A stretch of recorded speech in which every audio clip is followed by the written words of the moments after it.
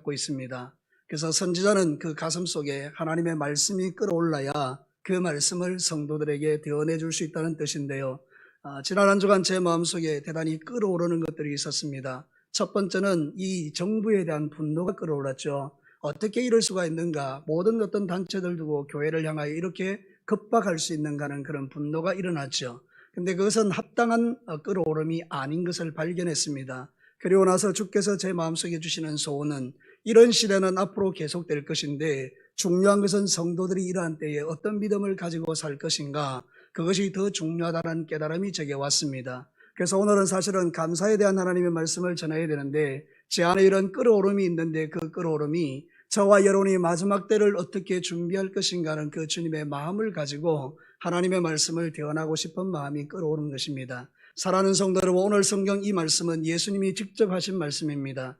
너희들은 하늘을 보면서 바람이 부는 것을 보면서 세상의 모든 것들을 분간하면서 어찌하여 하나님의 뜻을 분간할 줄 모르느냐, 그러면서 주님이 하신 말씀이 오늘 본문의 내용인 겁니다. 사랑하는 성도 여러분, 이 말씀을 통하여 이 마지막 시대에 지금 일어나고 있는 이 세상의 모든 복잡한 일들과 교회를 향한 여러 가지 환경들을 보면서 여러분들은 이런 것들에 대해서도 마음의 분노가 일어날 때에 그것을 다 하나님 앞에 올려드리고, 하나님, 이제 마지막 때에 내가 어떻게 주님 앞에 살아야 되겠습니까? 이런 시대에 내가 어떻게 반응하며 살아야 되겠습니까? 그것에 집중하시고 마지막 때에 주님 오실 때에 여러분 모두가 다 하나님 나라에서 영광 중에 깨어나시기를 주의 이름으로 축복합니다.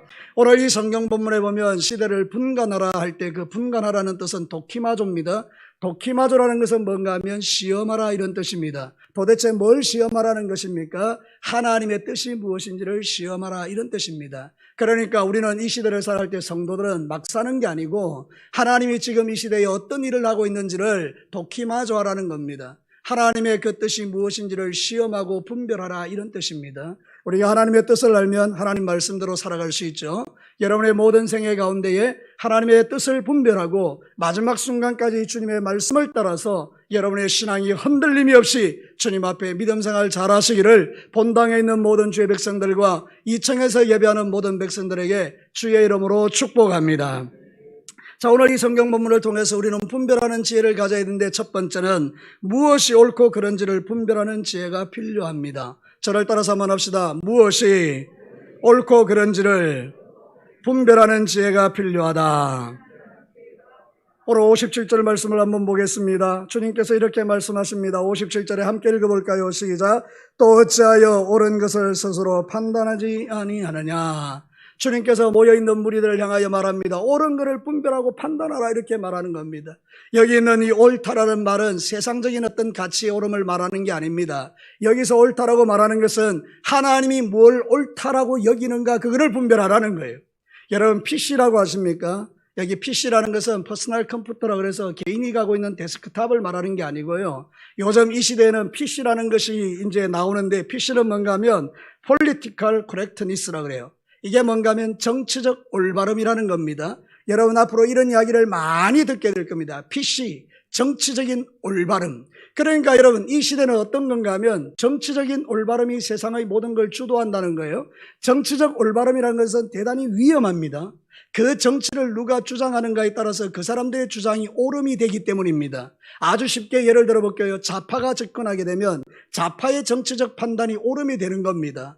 우파가 집권하면 우파의 정치적 판단이 옳음이 되는 것입니다. 그러면 여러분 이 옳음은 진리입니까? 아닙니다. 이 옳음은 그때그때 달라지는 것입니다. 그래서 여러분 이 정치적인 올바름이라는 것은 대단히 위험한데 지금 이 시대에 많은 사람들이 정치적 올바름을 주장합니다. 특별히 진보주의자들이 더욱더 그렇게 하는데요. 이 사람들은 지금 동성애 이런 거를 차별금지법이라는 걸 만들어서 통과하려고 하는 겁니다. 왜 그런지 아십니까? 그들이 볼 때 그것이 정치적인 올바름이기 때문입니다. 그래서 지금 교회를 이렇게 급박하는 이유 중에 하나는 그들이 목적한 바를 이루기 위한 하나의 증거 중에 하나인 것입니다. 그래서 이럴 때 우리는 더욱더 하나님 앞에 분별해야 되는 게 뭔가 하면 정치적인 올바름이 아니라 하나님이 보시기에 올바른 게 뭔지를 분별하라 그 말입니다.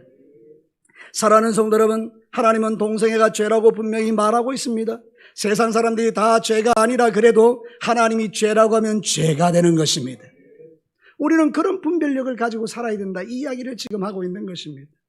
사랑하는 성도 여러분, 정치적 올바름을 위해서 미디어를 적극 활용하라고 이렇게 이야기합니다. 그들의 전략은 그것입니다. 온 세상의 미디어를 총동원해서 자신들의 정치적인 올바름을 백성들에게 주입하고 있는 겁니다. 그래서 지금 여러분 뭘 이야기하는가 하면 교회는 아주 반사회적 집단이라고 지금 몰아가는 겁니다. 여러분 그렇지 않습니다. 여러분이 이미도 잘 알고 있음과 같이 여러분 교회에서 나오는 확진자는 전체 인구의 0.018%에 불과합니다. 0.018%. 그러니까 거의 미미합니다. 교회에서 일으키는 문제는. 그것도 여러분 외부에서 사람이 들어와서 일으킨 문제가 훨씬 많습니다. 교회는 지금 최선을 다해서 이렇게 하고 있는 겁니다. 그런데 여러분 왜 이렇게 가혹할까요? 목적이 있는 것입니다. 교회를 반사회적 집단으로 몰아가기 위함인 겁니다. 그럼 여러분 어떻게 우리는 대응해야 하는 것입니까? 분노해야 되는 것입니까? 그렇지 않습니다. 우리는 철저하게 하나님의 말씀을 준수하고 하나님의 말씀 안에서 영적인 분별력을 가지고 깨어 기도하는 것입니다. 원수 마귀는 자기의 때가 얼마 남지 않았기 때문에 자기가 할 수 있는 총동원을 해서 하나님의 교회를 무너뜨리는 시도를 할 때에 우리는 사람들이나 정부에 대해서 미워하는 게 아니라 그 배후의 역사는 악한 영들과 대적해서 영적 전쟁을 해야 된다 이 말입니다. 사랑하는 성도 여러분, 요한계시록 12장 12절과 13절을 보실래요? 우리 다 같이 읽겠습니다. 시작. 그러므로 하늘과 그 가운데 거하는 자들은 즐거워하라. 그러나 땅과 바다는 화 있을진저 이는 마귀가 자기의 때가 얼마 남지 않은 줄을 알므로 크게 분내어 너희에게 내려갔음이라 하더라. 용이 자기가 땅으로 내쫓긴 것을 보고 남자를 낳은 여자를 박해하니라. 아멘. 원수 마귀가 하늘의 전쟁에서 패배하고 난 다음에 분을 내어 지금 세상에 내려왔다는 거예요. 세상에 내서와서 하는 일이 뭔가 하면 이 여자가 낳은 남자를 핍박하는 거예요. 이 여자가 교회입니다. 그러니까 사단의 목표는 교회를 핍박하는 게 그게 철저한 목적입니다. 그게 이념을 통해서도 나타나고 정권을 통해서도 나타나고 잘못된 사상을 통해서 나타나는 거예요. 그럼 여러분, 저와 여러분 어떻게 해야 될까요? 이 영적 전쟁을 위해서 깨어 있어야 된다. 세상이 흘러가는 대로 흘러가면 안 된다는 거예요. 안타까운 것은 이러한 시대에 이 사람들의 이야기에 동조하는 사람들이 교회 안에 있다는 거예요. 여러분, 제가 예를 들어서 감리교회에 이동환이라는 목사가 있는데 이 사람은요 퀴어 축제를 하는데 거기 가서 그 사람들을 축복했습니다. 잘하고 있다는 거예요. 동성애 하는데 축복해 준 거예요. 여러분, 죄를 축복해서 되겠습니까? 제가 여러분이 죄 짓는 데 가서 축복해 주면 되겠습니까? 죄 잘 지으라고? 그거는 하나님의 사랑을 왜곡하는 거예요. 이 사람의 주장은 뭔가 하면 이거예요. 하나님은 사랑이라는 거예요. 맞죠? 하나님은 사랑이죠. 동성애자들을 사랑하십니다. 하나님은. 그러나 동성애를 인정하는 건 아닙니다. 그들이 회개하고 주님께 돌아와야 되지. 그들이 하는 짓을 잘하고 있다고 축복하는 게 하나님의 사랑이라고 말하는 것은 왜곡이라고 말입니다. 우리는 영적인 분별력을 갖고 살아야 합니다. 죄는 죄인 것입니다. 그러나 그 사람들을 불쌍히 여기는 것은 우리의 몫인 것입니다. 하나님 그들의 배후의 역사는 그 어둠의 영들, 더러운 영들, 성적 타락의 영들을 주님 결박하고 쫓아내셔서 그들의 눈을 띄워주시고 동성애가 죄인 걸 알게 하여 주시옵소서. 그게 진짜 그 사람들을 위한 사랑인 거예요. 죄 짓고 있는 데 가가지고 잘했다라고 축복해주면 이 사람들이 죄를 버리고 돌아올 가능성이 있습니까? 아, 우리 잘하고 있구나. 하나님 우리 죄 짓는 거 좋아하시는구나. 그래서 여러분, 그들의 프래카드에 보면 이렇게 나와 있습니다. 하나님은 동성애도 사랑하신다. 아멘입니까? 여러분, 이게 그들의 표제입니다. 그러니 여러분, 이런 영적인 어두운 시대에 우리 성도들이 우왕좌왕할 게 없어요. 여러분의 삶의 기준을 어디에다 맞추라는 거예요? 하나님의 말씀, 성경, 이게 유일한 우리의 진리고 우리의 삶의 표준입니다. 사랑하는 성도 여러분, 성경이 아니라고 하면 아닌 것입니다. 하나님이 아니라고 하면 아닌 것입니다. 그래서 저와 여러분은 이런 영적 분별을 가지고 이 시대를 살아라고 말합니다. 그렇지 하지 않으면요, 우리 떠내려갑니다. 성경이 그렇게 경고합니다. 히브리서 2장 1절을 우리 한 목소리로 크게 읽습니다. 정신 똑바로 차리고 한번 같이 읽어봅시다. 시작. 그러므로 우리는 들은 것에 더욱 유념함으로 우리가 홀로 떠내려가지 않도록 함이 마땅하니라. 마지막 때에 죄악의 물결이 막 홍수같이 밀려오는데 성도들이 다 떠내려가면 안 된다는 거예요. 우리는 이 죄악의 홍수 속에 거꾸로 헤엄치며 올라가는 살아있는 존재가 되라고 말씀하고 있는 거예요. 여러분, 영적 분별력을 갖게 되기를 주의 이름으로 축복합니다. 지금은 영적 혼란 시대니까 하나님에게 집중하려면 기도와 말씀이 있어야 된다 이 말이에요. 우리 성도들이 기도와 말씀이 없으면 다 떠내려가는 거예요. 왜? 말씀이 없으니. 뭐가 기준이 되어야 되는지 자가 없으니. 사랑하는 성도 여러분, 자가 구부러진 자를 가지고 있으면 똑바로 돼도 똑바른 게 나옵니까? 구부러진 게 나오지. 근데 여러분, 진리의 말씀 성경이 있으면 똑바른 자가 있으니 흔들리지 않는 거예요. 여러분, 마지막 시대는 장로님들, 권사님들, 집사님들, 안수 집사님들, 모든 중직자들, 젊은 학생, 청년 여러분, 어린아이 이르기까지 우리의 자녀 세대의 태중에 있는 아이에게까지 하나님의 말씀을 들어야 합니다. 하나님의 말씀을 배워야 하고요. 하나님의 말씀이 여러분의 심장 속에 새겨져야 합니다. 그래야 떠내려가지 않는 거예요. 직장에서 직장생활 하든지, 사업을 하든지, 가정에서 전업주부로 있든지, 내가 무슨 일을 하든지, 학교에서 학원에 있든지 여러분의 심장에 새겨져야 될 것은 한결같은 하나님의 말씀이에요. 이거를 여러분이 분별하는 지혜를 갖고 있어요. 그래야 여러분 이 시대에 흔들리지 않습니다. 하나님 바라보고 뚜북뚜북 걸어갈 수 있는 겁니다. 여러분들, 기도와 말씀은 목사의 일이 아닙니다. 다시요, 기도와 말씀은 목사만의 일이 아닙니다. 우리 모두의 일입니다. 여러분, 진리를 배우기에 힘쓰셔야 돼요. 우리 진교교회 성도들은 배우는 일에 힘쓰셔야 돼요. 그래서 교역자들이 아침에 여러분들 오시면 제일 먼저 여러분에게 가르치잖아요. 제자 훈련을 하고 바이블 기를 하고 뭔가 가르치려고 애를 쓰지 않습니다. 이유가 뭡니까? 여러분이 깨어나야 돼요. 뭐 나 다 알고 있어. 위험한 거예요. 우리가 어떻게 그 진리의 말씀을 다 알겠습니까? 그래 여러분들이 하나님의 말씀에 집중하여 지금 마지막 시대의 말씀을 배우고 영적으로 껴있지 않으면 떠내려가는 거예요. 우리 진교회 성도들은 한 명도 떠내려가지 않게 되기를 주의 이름으로 축복합니다. 두 번째는요, 예수님의 재림을 깨어서 준비하는 지혜가 필요합니다. 저를 따라서 크게 합시다. 예수님의 재림을 깨어서 준비하는 지혜가 필요하다. 오늘 읽은 본문 말씀의 앞쪽으로 잠깐 돌아가겠습니다. 12장 35절에서 48절 말씀을 보면 됩니다. 여러분, 35절부터 37절까지 한번 읽어봅시다. 앞쪽 본문입니다. 누가복음 12장 35절에서 37절 함께 천천히 읽어봅시다. 시작. 허리에 띠를 띠고 등불을 켜고 서 있으라. 너희는 마치 그 주인이 혼인집에서 돌아와 문을 두드리면 곧 열어주려고 기다리는 사람과 같이 되라. 주인이 와서 깨어있는 것을 보면 그 종들은 복이 있으리로다. 내가 진실로 너에게 이르노니 주인이 띠를 띠고 그 종들에게 자리에 앉히고 나와 수종들리라. 여러분, 오늘 읽은 이 본문 있잖아요. 그 본문 앞쪽에 보면 바로 이런 말씀이 있었던 거예요. 주님이 말씀하시기를 내가 다시 온다. 마지막 때는 내가 주인이 되어서 돌아온다. 그때는 깨어있는 종이 아름다운 종이다. 그리고 나서 그들에게 말하기를 너희는 하늘의 끝들을 분별하면서 왜 이거를 분간하지 못하느냐, 이 말이거든요. 사랑하는 성도 여러분, 저는 여러분들에게 하나님을 대신하여 한번 도전해보고 싶어요. 여러분, 주의 오실 날을 준비하고 계십니까? 여러분, 영적으로 깨어 계십니까? 여러분, 영적으로 깨어있게 되기를 주의 이름으로 축복합니다. 지금 우리의 관심은 먹고 사는 데 있는 것이 아니라 우리 예수님 언제 오실지 항상 준비된 믿음으로 하루하루를 살아갈 때 우리에게 아무리 극심한 핍박과 어려움이 온다 할지라도 그거를 다 이겨낼 수가 있는 겁니다. 사랑하는 성도 여러분, 예수님 반드시 다시 오십니다. 우리가 진짜 예수님의 청직이라면 깨어 있어야 돼요. 여기 나오는 종은 우리고요, 여기 나오는 주인은 예수님인 거예요. 예수님은 반드시 옵니다. 그러니 마지막 시대 성도들은 잠에서 깨어나야 되는데 다 어떻게 산다는 거예요. 45절을 보십시오.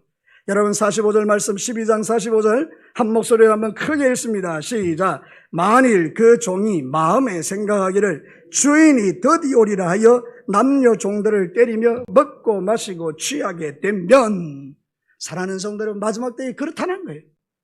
주인이 오기는 뭘 와? 아직도 안 왔는데 오기는 오겠냐? 그리고는 술 취하고 마시고 방탕하고 이 종들이 살았다는 거예요. 갑자기 주인이 오면 이 종들은 하나님께서 내치시는 거예요. 여러분, 지금은 마지막 때이기 때문에 깊이 잠들어 있으면 안 됩니다. 그래서 지금 코로나19를 통해서 한국 교회를 깨우고 있는 겁니다. 한편으로 생각해보니 왜 교회일까? 술집도 많고 이태원의 클럽도 많고 식당도 많고 온갖 거는 다 허용하면서 왜 하필 교회일까? 생각해보니 핍박의 영역도 있지만 더 중요한 것은 한 칸 더 올라가 보니 하나님이 한국 교회를 깨우는 거예요. 우리는요, 평안하면 기도하지 않습니다. 우리의 성품상 뭔가 좀 괜찮고 괜찮으면 기도할 생각조차 하지 않습니다. 근데 지금 이렇게 교회에 여러 가지 어려움이 생길 때 우리는 기도하는 거예요. 하나님, 이 교회를 불쌍히 여겨주시고 이 나라의 민족 긍휼히 여겨주시고 이 나라 정부를 새롭게 하여 주시고 대통령으로부터 모든 위정자들이 자기의 가치 판단이 아니라 하나님을 두려워하는 사람 되게 해달라고 그렇게 기도하며 하나님 나 자신도 떠내려가지 않는 신앙 가지고 깨어있게 하여 주옵소서. 기도하기 시작할 때 한국교회가 일어나는 겁니다. 지금요 구석구석에서 한국교회를 위하여 기도하고 이 나라의 민족을 위하여 기도하는 사람이 늘어나고 있어요. 여러분 부탁하건대 중직자들요, 우리의 사명은 기도입니다. 여러분을 중직자로 세우는 것은 행세하라고 준 게 아니에요. 내가 낸대하라고 여러분에게 직분 준 게 아니고요. 그런 사람도 물론 없겠지만 여러분 진짜 중요한 것은 여러분들이 이럴 때에 기도해야 되는 거예요. 여러분 평신도들보다, 평신도라는 말 자체를 쓰기가 싫어하지만 일반적인 성도들보다 훨씬 더 깨어 기도하는 게 여러분의 직무예요. 장로님들, 권사님들, 안수집사님들 왜 그 귀한 직분 주셨습니까? 이런 시대에 여러분이 앞장서서 기도하라고요. 역사가 일어납니다. 여러분의 삶의 자리에서 기도하는 종들 되시기를 축복합니다.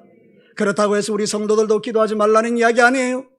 여러분들도 각자의 삶의 자리에서 시간 날 때마다 틈날 때마다 깨어 기도해서 이 나라 이 민족 교회가 하나님 앞에 다시 깨어나는 그런 역사가 일어나기를 주의 이름으로 축복합니다. 여러분 나를 타락하게 하는 환경에서 도망치셔야 합니다. 런!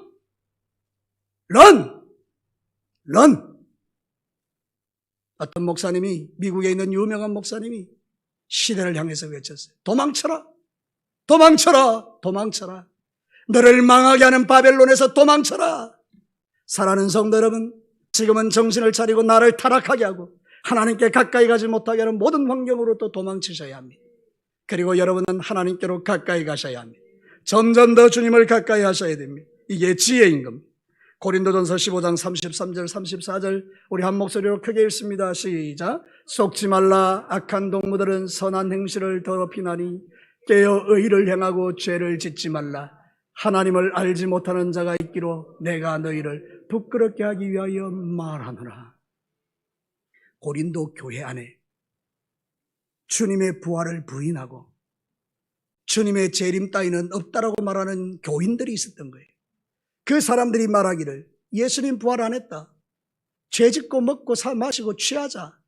그래서 사도 바울이 이 편지를 보내면서 속지 말라. 여러분 진짜 구원받은 성도들은 속지 마셔야 돼요. 지금은 여러분이 잠들 때가 아니고 깨어있을 때입니다. 여러분 영적으로 깨어나시기를 주의 이름으로 축복합니다. 예수님의 말씀은 하나도 땅에 떨어진 적이 없습니다. 다 이루어집니다. 그러나 여러분 우리 주님은 반드시 다시 오십니다.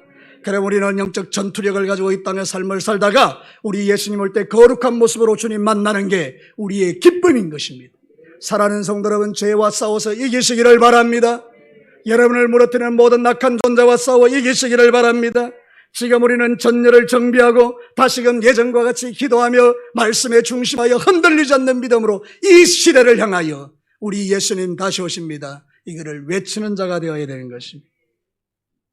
예수님의 재림을 믿는 성도들은 지금 잠들지 않습니다. 오늘 이 말씀이 심장에 새겨지거든 여러분 잠드는 분들은 깨어나십시오. 지금 영적으로 잠들어 있는 사람, 좌우를 분별 못하는 사람들 깨어나십시오. 그래야만 여러분이 삽니다. 마지막 세 번째입니다. 하나님의 심판대 앞에 서는 날 의식하며 사는 지혜가 필요합니다. 저를 따라서 합시다. 하나님의 심판대 앞에 서는 날을 의식하며 사는 지혜가 필요하다. 오늘 읽은 이 성경 본문 보십시오. 예수님이 비유로 말합니다. 너희들이 길어갈 때 누가 너를 붙들어서 송사를 한다. 그러면 그 사람하고 문제를 해결해야 재판장 앞에 안 가지. 만약 재판장 앞에 가면 감옥에 갇힌다. 그러면 거기서 하나라도 갚지 못하면 못 나온다. 이 이야기 하잖아요. 여러분 이 이야기가 그냥 인간관계 속에서 서로 잘못했을 때 그걸 풀어라 이 이야기 아닙니다. 여기서 나오는 재판장은 하나님이시고요. 우리를 이제 끌고 가는 거예요. 죄가 해결되지 않으면 우리는 감옥에 갇혀서 나올 수가 없어요. 그러니 여러분 하나님의 심판대가 있다는 거잖아요. 그러면 하나님의 심판을 면할 수 있는 유일한 길이 뭡니까? 내 안에 계시는 예수님입니다. 예수님은 저와 여러분의 죄를 용서하기 위하여 십자가에 피 흘려 죽으셨고요, 3일 만에 부활하셔서 우리의 구원이 되신 줄로 믿습니다.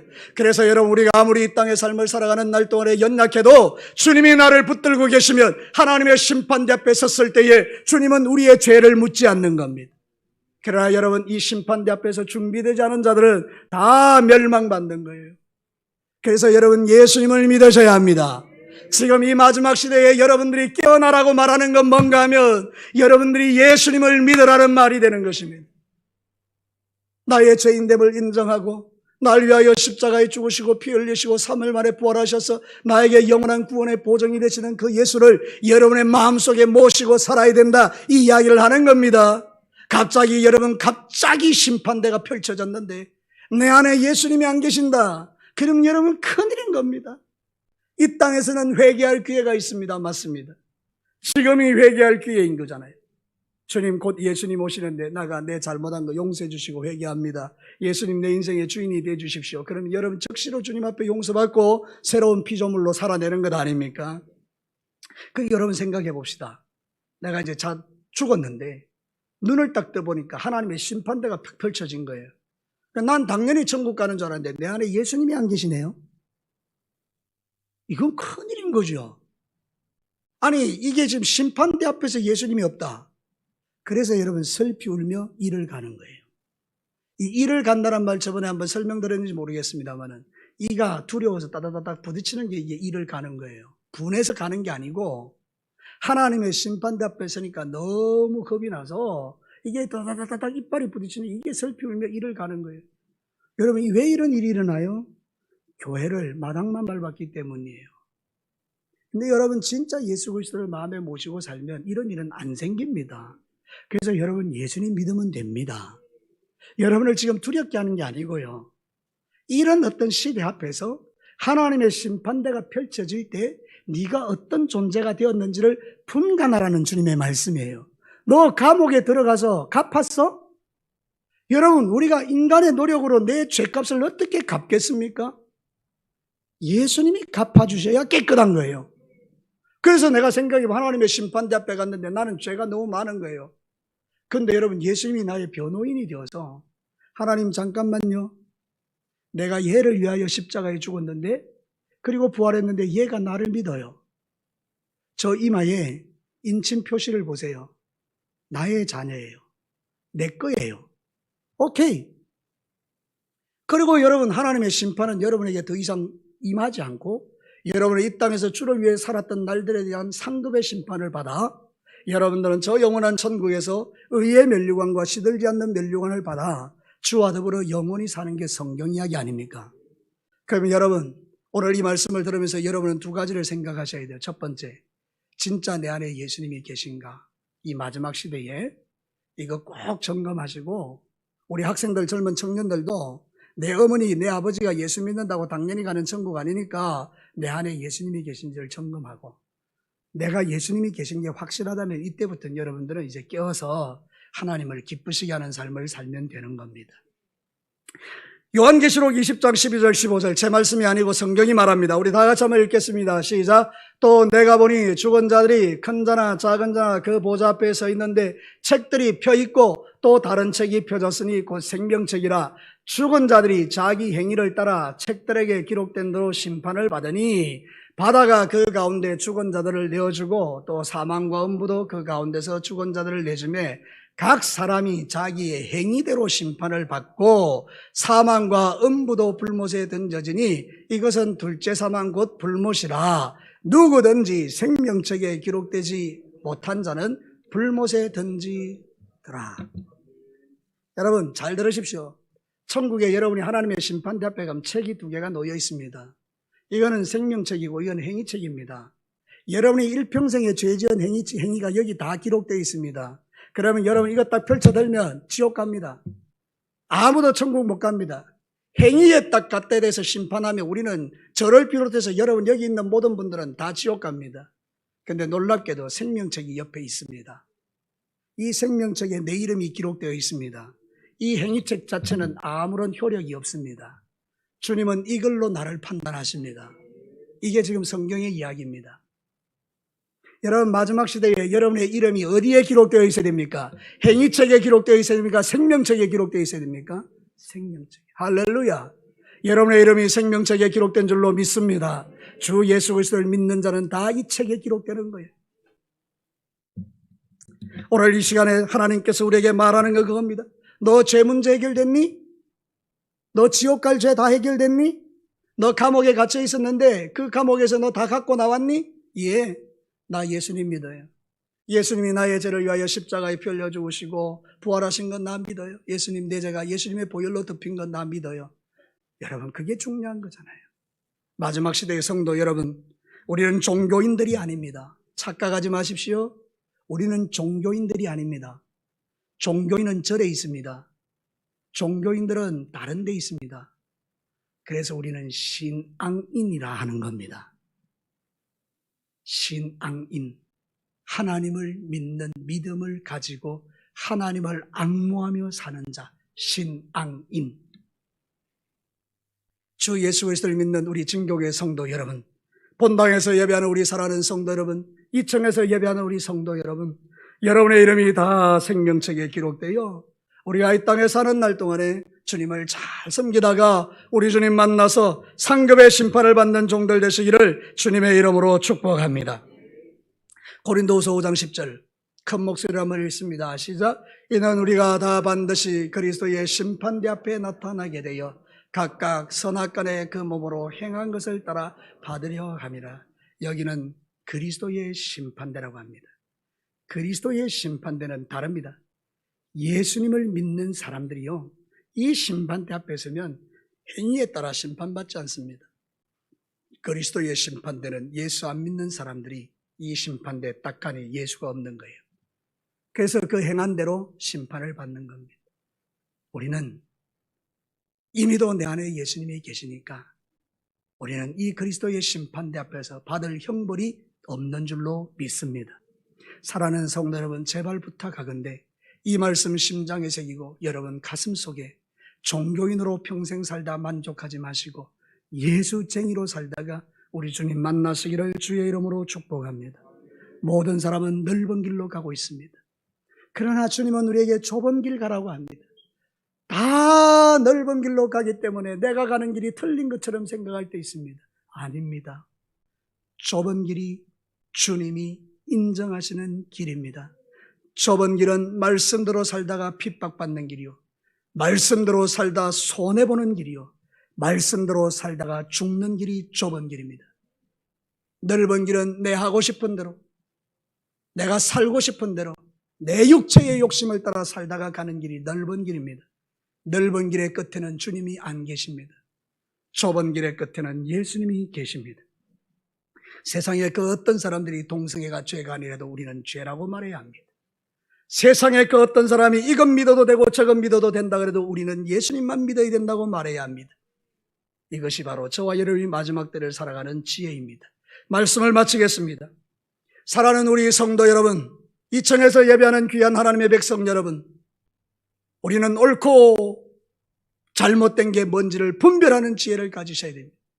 정치적 올바름이 우리의 관점이 아니요, 우리는 진리의 말씀 성경이 옳다 하면 옳은 거예요. 거기에서 영적 분별력을 가지도록 기도와 말씀으로 깨어있으시기를 축복합니다. 예수님의 재림을 준비하십시다. 우리 주님 오늘이라도 오시면 그 주님 만날 완벽한 준비를 하고 우리 주님을 만나십시다. 그리하여 하나님의 심판대 앞에 섰을 때에 내 이름이 생명책에 기록되었기에 그 심판이 나와 상관없어. 할렐루야! 그러며 영원한 천국에 입성하는 우리 모든 주의 백성들 되시기를 주의 이름으로 축원합니다. 우리 이 시간에 같이 한번 기도하겠습니다. 하나님, 그렇습니다. 세상의 올림이 문제가